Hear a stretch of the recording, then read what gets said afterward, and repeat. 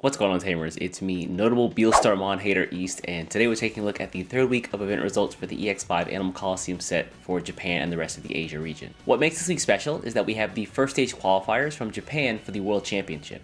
With that said, let's take a closer look at a couple of event results, some key takeaways, and a closer look at some of the decks that topped over the course of the past week. So diving right into our event results, it's a dog eat dog world out there as Anubismon, Garurumon, and Mirage Galgamon all take top spots over the past week. The powerful boards that Anubismon can generate in a single turn is often really difficult for most decks to deal with.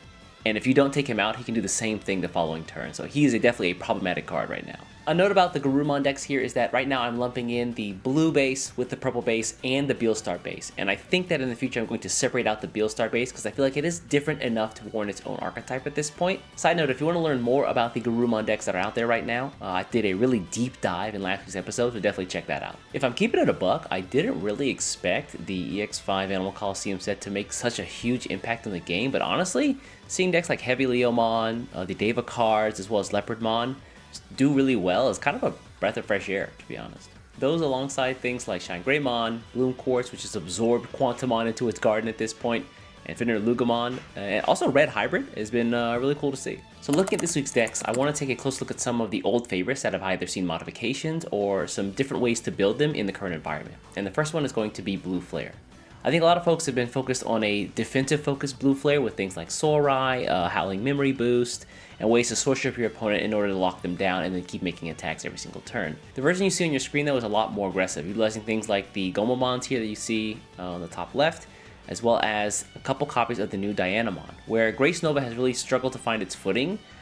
Some of the cards themselves are just generically really good cards, and Dianamon is one of those, allowing you to unsuspend whenever one of your opponent's Digimon's cards sources is trashed, as well as being able to source strip most of your opponent's stuff on the board and then freeze them for the following turn. This effect actually combos pretty well with Zudomon Ace. Because Dianamon does have blocker, it does give you a bit of flexibility in being able to block, then blast into a Zudomon Ace, stop one of your opponent's Digimon, and then unsuspend your Dianamon in order to block again the same turn.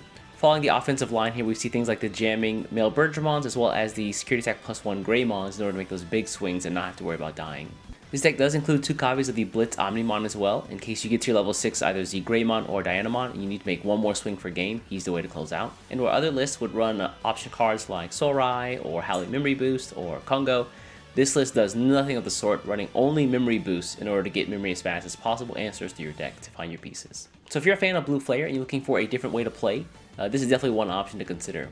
The next list I want to take a look at is going to be Mirage Galgamon. Honestly, this deck doesn't have too many updates. Probably the biggest and most notable one being the 4 copies of the Bukamon here, where in the past you had to kind of worry about your Mirage Galgamon checking an equally strong 12k or higher Digimon in security, but because he's typically the largest Digimon on board as far as sources are concerned, now you just have jamming, so you don't have to worry about that at all, which means he can just swing with impunity and go for game really fast. The deck also has access to probably one of the best removal option cards in the game right now, which is Full Moon Meteor Impact, which although 8 cost is kind of high, it does reduce its own cost based on how many cards in your opponent's hand. Additionally, Blue also has access to probably the best combination of floodgates in the game right now. Cards like Modoki Betsumon, which shuts off memory gain outside of Tamers, plus the Shakomon, which essentially shuts off all training cards, means that your opponent has a really tough time getting to the high levels for free and catching up with Mirage Galgamon.